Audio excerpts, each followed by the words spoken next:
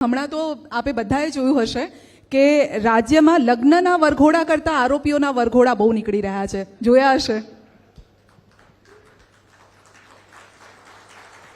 ક્યારેક ક્યારેક આપણી મજબૂરી એવી હોય છે કે હું અને ગુજરાત પોલીસ બધા જ કાયદાથી બંધાયેલા છે,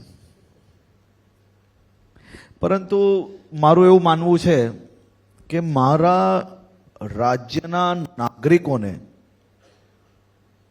કોઈ સામાન્ય નાગરિક હોય, કોઈ વડીલો હોય, કોઈ મારી બહેનો, દીકરીઓ કે માતાઓને હેરાન કરવાવાળા રોમિયો જે આમ તેમ દોડતા હોય છે, એ ચાલી ના શકે એવી વ્યવસ્થા તો ગુજરાત પોલીસ સારી રીતે કરી જ શકે છે.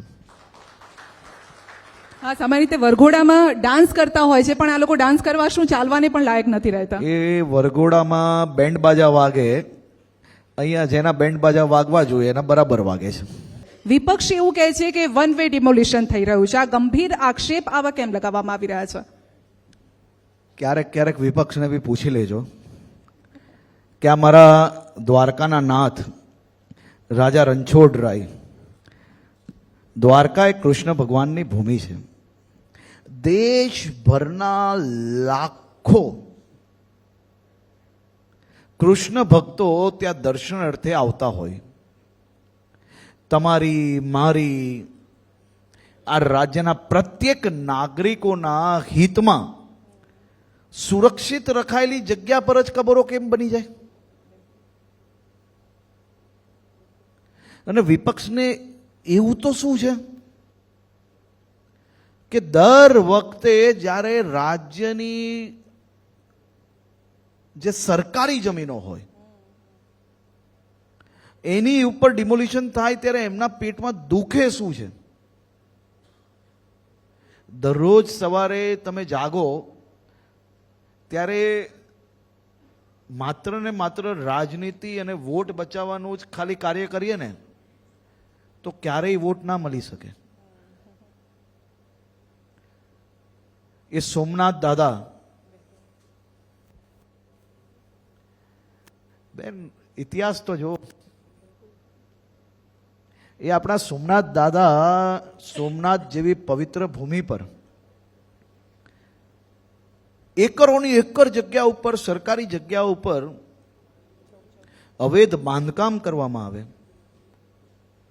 અને એ અવૈધ બાંધકામ જો સરકાર દૂર કરે તો પેટમાં દુખવું જોઈએ કે ખુશી થવી જોઈએ? ને મને તો 100% દુઃખ છે અને એને જેટલા આરોપો લગાડવા એટલા લગાડી લે.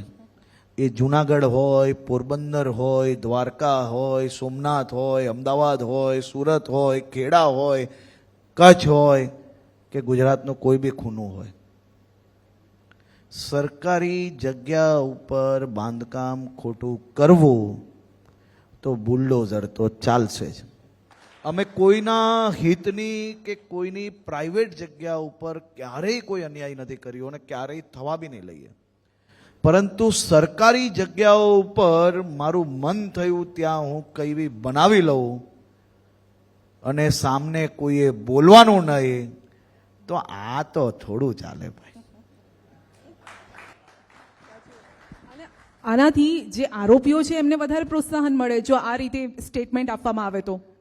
એ આરોપીઓ કેટલા તો રાજ્ય છોડીને જતા રહ્યા છે. આ તો હજી બીજા બધા બી આજુબાજુમાં છે, એ બધા મેસેજ મળી જ ગયો, ચિંતા નહીં કરતા.